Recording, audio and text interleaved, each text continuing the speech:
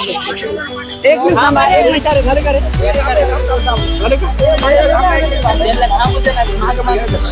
Sir काय घटना घडली इथं, नेमकं काय हा सगळा प्रकार आहे?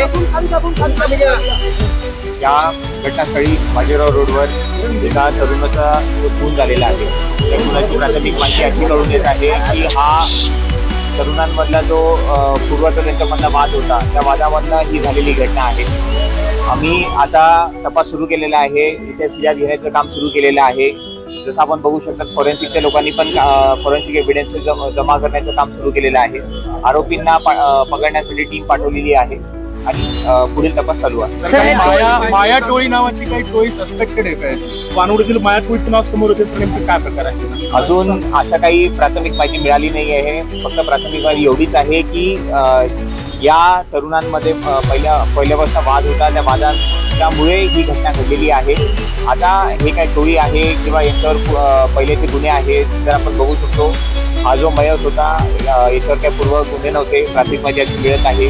पुढील आम्ही अजून तपास करत आहे की कोणी मारलं आहे, कोणी काही कशामध्ये इन्व्हॉल्ड आहे का.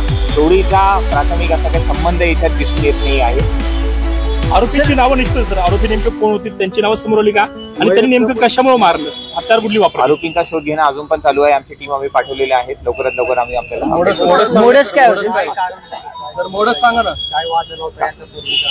यांचा पूर्वीचा वाद आता तपासामध्ये आपल्याला कळेल की नक्की काय वाद होता. त्याच्यामध्ये एवढंच कळतंय की वाद हा छोटा मोठा होणारे जे वाद आहेत त्या वादावरनं झालेला हा खून आहे. मोडस काय होती सर नेमकी? मोडस असं एकदम कन्सिडर्ड म्हणजे सराईत आरोपी जसं मोडस करतात तसं काही प्रकार नाही आहे.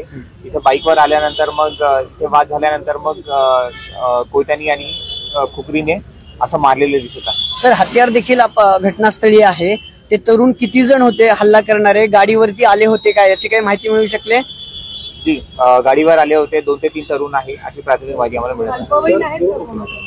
तपासामध्ये आपल्याला नक्कीच मिळेल मॅडम अल्पवीन आहे की. ठीक आहे, थँक्यू.